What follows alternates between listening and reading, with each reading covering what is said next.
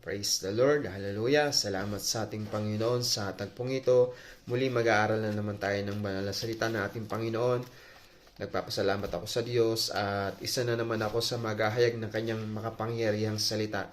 Binabati ko po ang aking mga kapatiran sa Doropate La Mesa, maging sa palaging sumusubaybay ng daily devotion, at kay Pastora Christy at kay Ma'am Che ng Doropate Parian. Hallelujah. Mga kapatid, samahan niyo po ako, tayo po'y manalangin. Hallelujah. Hallelujah. Dakilang Diyos sa aming Ama, Panginoong Hesus, Banal na Espiritu. Maraming salamat po sa tagpong ito. Narito po kami, Panginoon. Pinupuri ka namin, pinapasalamatan sa mga dakilang bagay na ginagawa niyo sa aming buhay, Panginoon. Humihingi po kami ng tawad sa lahat ng aming mga nagagawang mga kasalanan. Lihiman, sinadya o hindi. Nasambit namin laban sa aming kapwa. Patawarin niyo po kami kung nasaktan man namin ng inyong kalooban, aming Panginoon. Humihingi po kami ng tawad. Balutan niyo po kami ng iyong banal na dugo, Panginoong Hesus. Pang walang magawa ang kaaway sa aming buhay, lalong higit sa tagpong ito, Panginoon. Sa pag-aaral namin ng iyong mga banal na salita, nawa, Lord, ito ay tumimo sa aming puso't isip na may isa pamuhay namin ito, Panginoon. Alalahanin palagi namin ang iyong mga pangako. Nang sa gayon, hindi po kami mapapahamak sa mundong ito dahil ito po ang aming pangahawakan hanggang sa kami ay kunin mo, Panginoon. Panginoon, dinadalangin ko po ang aking buhay. Gamitin niyo po ako na daluyan ng pagpapala. Kayo po ang mataas sa aking buhay. Na sa oras na ako'y naghahayag ng iyong mga banal na salita, kapangyarihan mo ang makita sa aking buhay. Kayo po ang maitaas sa akin. Wala po kong kakayahan, kaalaman, karunungan. Hindi ko po kaya lahat ng bagay na ito. Ang maghayag ng iyong mga banal na salita, kung hindi niyo po ako sasamahan, banal na Espiritu. Kaya sa mga tagpong ito, ipinapaubaya ko na po sa inyo ang lahat ng aking gagawin. Kumilos po kayo sa aking buhay. Nawa, Lord, na lahat ng aming mga mapag-aaralan ay tumimo sa aming puso't isip, dahil ito ay mga salita mong pinakamakapangyarihan sa lahat. Dinadalangin ko din, Panginoon, aking mga kapatiran na makikinig ng iyong mga banal na salita. Nawa, Lord, ito ay maisa pamuhay namin, mailakad namin, Panginoon. Maging buhay kaming patotoo, maging totoong Kristiyano kami, Panginoon, nang sa gayon makaakay din kami ng mga kaluluwa na wala pang ganap na relasyon sa iyo, Panginoon, na maipakilala ka namin, Panginoon, sa kanila, Panginoon, na ikaw palaging mataas sa aming buhay. Ikaw palaging mapapurihan, Panginoon. Ngayon pa lamang, inaangkin na po namin ang katagumpayan sa oras na ito. Ito po, Lord, ng aking samot dalangin na may pasasalamat at pagsamba sa pangalan ng iyong anak na si Jesus, sa palaging pagsama ng banal na Espiritu. In Jesus' name, Amen. Praise the Lord. Praise the Lord. Mga kapatid, magsipagbukas po kayo sa akin sa Genesis 9 hanggang 9:1 hanggang 17 po. Hallelujah. Nakipagtipan ang Diyos kay Noe. Si Noe at ang kanyang mga anak ay pinasbasa ng Diyos. Magkaroon kayo ng maraming anak at punuin ninyo ng inyong supling ang buong daigdig. Matatakot sa inyo ang lahat ng hayop, pati mga ibon, ang lahat ng gumagapang sa lupa at ang mga isda. Ang lahat ng ito ay inilalagay ko sa ilalim ng inyong kapangyarihan, gaya ng mga halamang luntian na inyong kinakain. Lahat ng mga ito'y maaari na ninyong kainin. Huwag lamang ninyong kakainin ang karneng hindi inalisa ng dugo, sapagkat nasa dugo ang buhay. Mananagot ang sinumang papatay sa inyo, maging ito'y isang hayop. Pagbabayarin ko ang sinumang taong papatay sa kanyang kapwa. Sinumang pumatay sa kanyang kapwa, buhay ang kabayaran sa kanyang ginawa. Sapagkat sa larawan ng Diyos ang tao'y nilikha, magkaroon nga kayo ng maraming anak upang manirahan sila sa buong daigdig. Sinabi ng Diyos kay Noe at sa kanyang mga anak, ako'y makikipagtipan sa inyo ngayon, pati na sa inyong magiging mga anak. Gayon din sa lahat ng mga bagay na may buhay sa paligid ninyo, sa mga ibon, pati sa maamot may ilap na hayop na kasama ninyo sa barko. Ito ang aking pakikipagtipan sa inyo, kailan may hindi ko Nalilipulin sa pamamagitan ng baha ang lahat ng may buhay. Wala nang baha na gugunaw sa daigdig. Sinabi pa ng Diyos, ito ang magiging palatandaan ng walang hanggang tipan na ginagawa ko sa inyo at sa lahat ng hayop. Palilitawin ko sa mga ulap ang aking bahaghari at yan ang magiging tanda ng aking pakikipagtipan sa inyo. Tuwing magkakaroon ng ulap at lilitaw ang bahaghari, aalalahanin ko ang aking pangako sa inyo at sa lahat ng hayop. Hindi ko nalilipulin sa baha ang lahat ng may buhay. Tuwing lilitaw ang bahaghari, maaalala ko ang walang hanggang tipan na ginawa ko sa inyo at sa lahat ng may buhay sa balat ng lupa. At sinabi ng Diyos kay Noe, ito ang tanda ng aking pangako sa lahat ng nabubuhay sa lupa. Amen. Purihin ang pagbabasa ng banal na salita ng ating Panginoon. Amen. Praise the Lord at salamat sa ating Panginoon. At dito po sa ating tatalakayin na salita ng ating Panginoon, ang pakikipagtipan ng Diyos kay Noe. Napakaganda po nito. Sabi po sa verse 9, si Noe at ang kanyang mga anak ay binasbasa ng Diyos. Amen. Magkakaroon kayo ng maraming anak at pupunuin ninyo ng inyong supling ang buong daigdig. So, ibig sabihin, ibinlis ng Diyos na binigyan ng pagpapala ng Diyos ang mga anak ni Noe at si Noe. Ito po ang isang napakasarap na marinig sa ating Panginoon na yung babasbasan tayo, na pagpapalain tayo, ang lahat ng ating mga gagawin ay magkakaroon ng katagumpayan. Tunay naman talaga na kapag binasbasan tayo ng ating Panginoon sa ating mga gagawin, ay tiyak na magkakaroon ng magandang kahihinatnan, magandang resulta dahil may kapangyarihan nga po at may basbas ng ating Panginoon. Amen. At kapag may basbas ng ating Panginoon, ang lahat ng mga sinabi ng ating Panginoon ay tiyak na mangyayari. Amen. Kaya napakahalaga po ng basbas ng ating Panginoon. Sabi po dito, magkakaroon kayo ng maraming anak at pupunuin ninyo ng inyong supling ang buong daigdig. Matatakot sa inyo ang lahat ng hayop, pati ang ibon at ang lahat ng gumagapang sa lupa at ang mga isda. Ang lahat ng ito ay inilalagay ko sa ilalim ng inyong kapangyarihan. Amen. Glory to God. At napakasarap nga po pag gano'n at pag sinabi ng ating Panginoon na parang sinabi niya na lahat ng iyan ay sa inyo na. Parang ganun po ang nais ipahiwatig dito ng ating Panginoon na ang sabi po dito ng ating Panginoon na ilalagay ko sa ilalim ng inyong kapangyarihan gaya ng mga halamang luntian na inyong kinakain, lahat ng mga ito'y maaari ninyong kainin. Huwag lamang ninyong kakainin ang karning hindi inalisan ng dugo. Meron po palang isang bilin na mahigpit na sinasabi ng ating Panginoon na kahit noon hindi ko po ito maunawaan. Ngunit ngayon, maganda nga po pala talaga kapag nagbabasa at nag-aaral ng banal na salita ng ating Panginoon dahil yung mga mali nating natutunan sa ating mga ninuno, sa ating mga magulang na minana rin nila sa mga mas nauna pang magulang nila, mga lolo't lola, kung ika nga, sabi nga po. Dahil nga po sa mga sabi-sabi lamang na wala namang patunay na magpapatunay talaga na totoo. Ngunit itong Biblia po pala talaga ang magtatama sa ating mga pagkakamali, sa mga maling katuruan. Amen. Itutuloy ko po. Ang sabi po dito sa verse 4, mahigpit na sinasabi ng ating Panginoon, huwag lamang ninyong kakainin ang karning hindi inalisan ng dugo sapagkat nasa dugo ang buhay. Amen. Paano po ba tayo tinubos ng ating Panginoong Yesus? Diba dahil po sa kanyang dugo, tumigis ang kanyang dugo sa krus ng Kalbaryo na naging kaligtasan natin.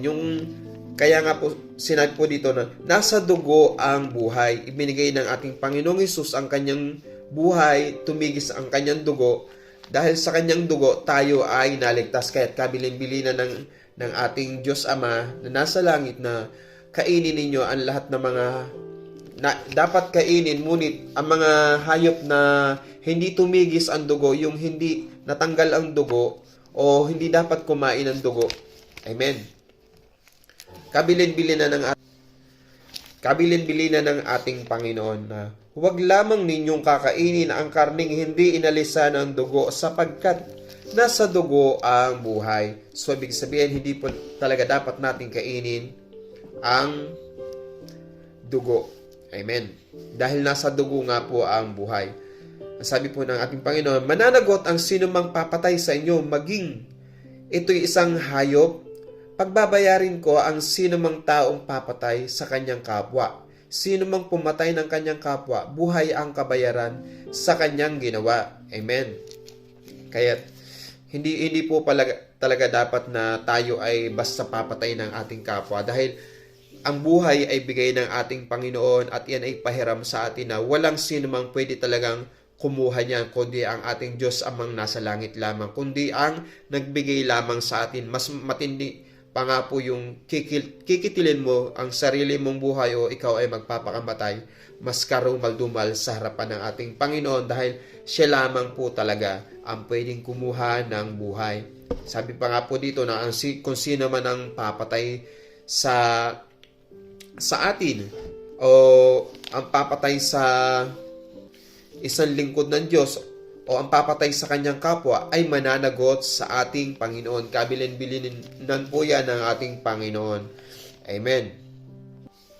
Sabi po dito, buhay ang kabayaran ng kanyang ginawa sapagkat sa larawan ng Diyos ang tao'y nilikha. Kawangis po pala talaga tayo ng ating Panginoon at dapat po nating igalang kung anong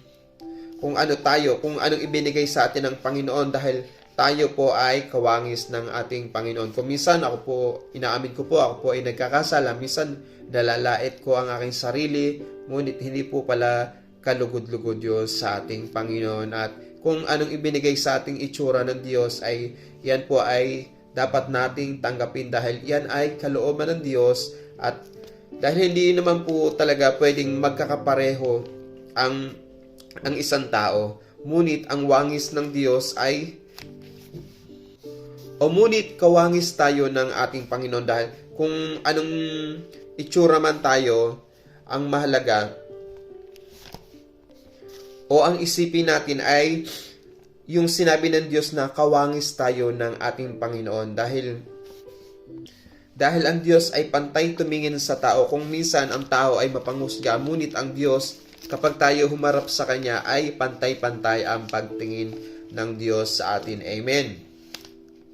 Kung maganda ka man sa harapan ng ibang tao o kung pangit ka man sa harapan ng ibang tao, kapag ang Diyos ang tumingin ay pantay-pantay yan.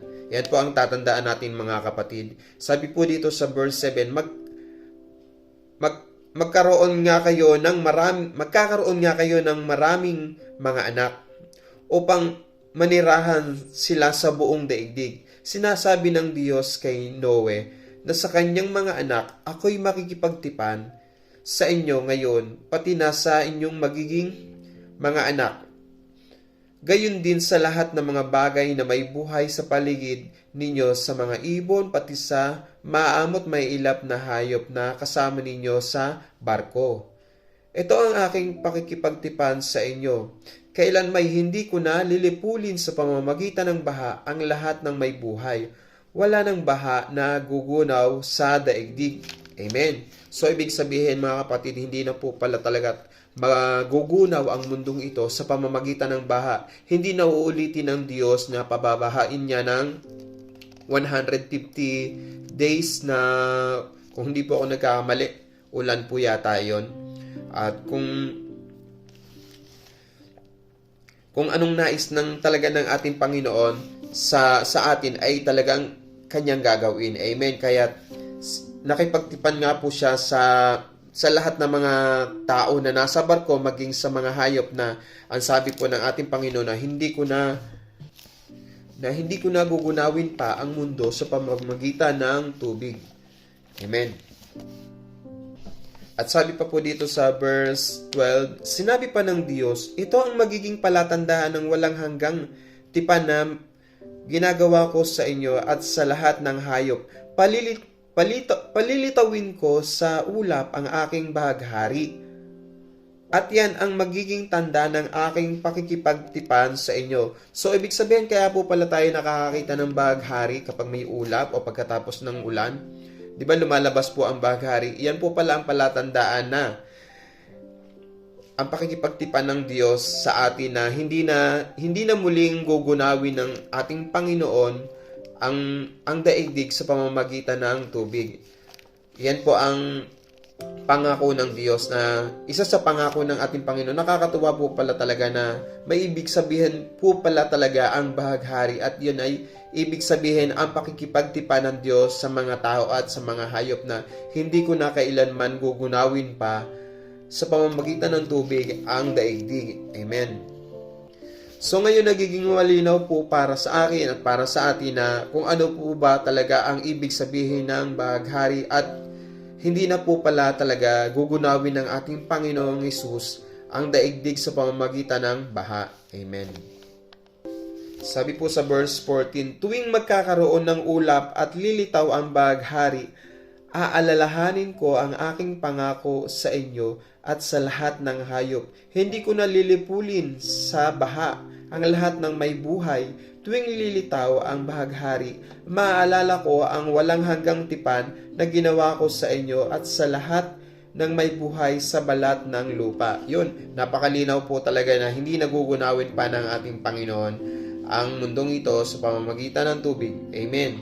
So, ibig sabihin, nakakatakot po pala na kapag mas nakakatakot po ang paggunaw sa susunod sa daigdig dahil hindi na po pala baha, kundi ano po ba ang tubig, ano po ba ang isa pang pwedeng gamitin ng ating Panginoon upang magunaw ang mundo sa panahon natin ngayon, dahil nakikita na nga po natin yung sinasabi sa pahayag.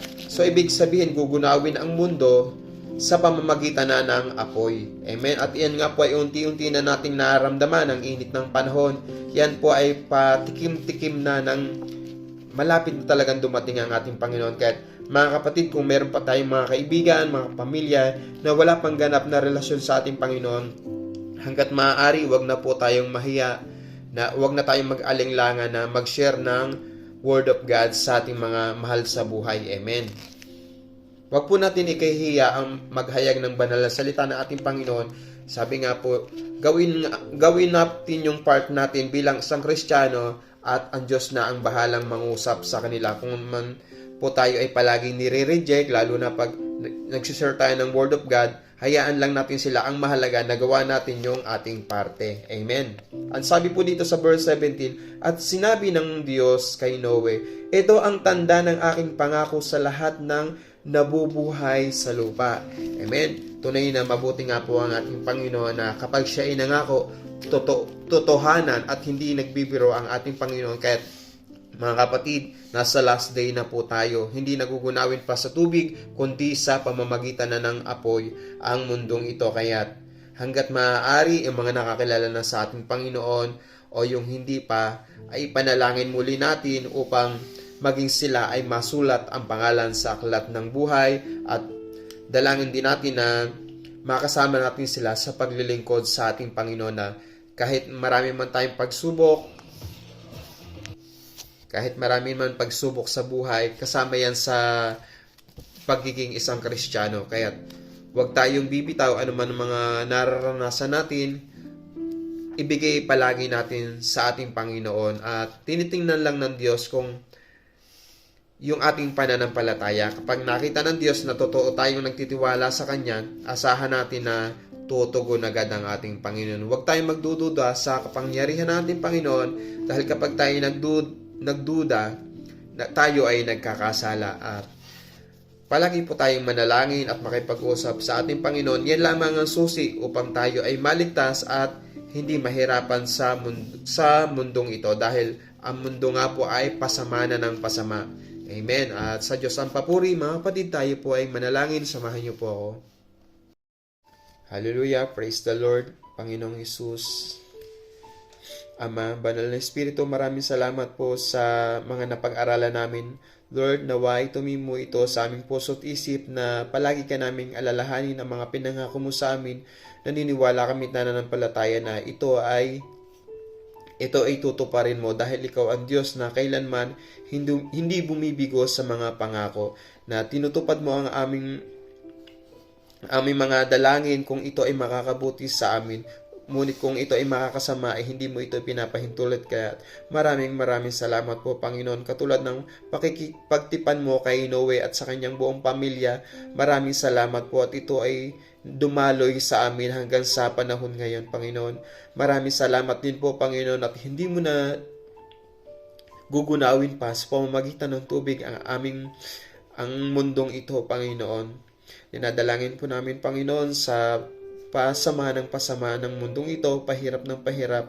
Nawa, Lord, kung paano po kami nahihirapan, nawa, Lord, mas uminit pa yung paglilingkod namin sa iyo, na mas makilala ka pa namin, Panginoon, na hanapin palagi namin ang iyong presensya kapag kami dumaranas ng mga pagsubok. Wala po kaming kakayahan, hindi po magkakaroon ng katagumpayan ang lahat ng aming mga ginagawa, kahit gawan man namin ng paraan ito, ngunit kung wala naman ang pagsama mo. Kaya lagi po namin dinadalangin, Panginoon, na samahan niyo po kami sa lahat ng aming mga gagawin. Kayo po ang Diyos na mabuti at tapat sa aming buhay.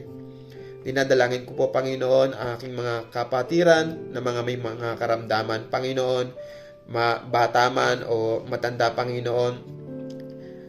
Naniniwala ako at nananampalataya na sila ay pinagaling mo na, Panginoon. Dinadalangin din namin, Panginoon, aming mga tagapanguna, Lord, lalong higit kay Pastora Chrissy, 10 ng kanyang pamilya. Alam mo, Panginoon, ang pagpapagal ng aming pastorang ito, maging ang kanyang kabiyak, Panginoon.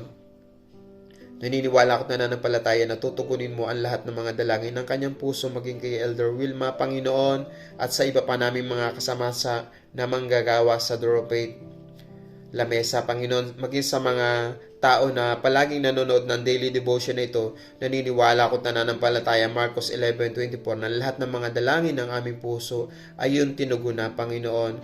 Kaya't muli sa palagi naming pag-aaral ng mga banal na salita, Panginoon, nawa palagi kang mangusap sa aming buhay, na ituro mo sa amin, Panginoon, kung ano ang tama, kung ano ang dapat naming gawin, na pangunahan mo palagi ang aming mga desisyon upang hindi po kami magkamali, Panginoon, at hindi namin masaktan ang iyong kalooban. Dalangin namin palagi, Panginoon, na ikaw palagi ang manguna sa aming buhay upang magkaroon ng katagumpayan lahat ng aming mga gagawin.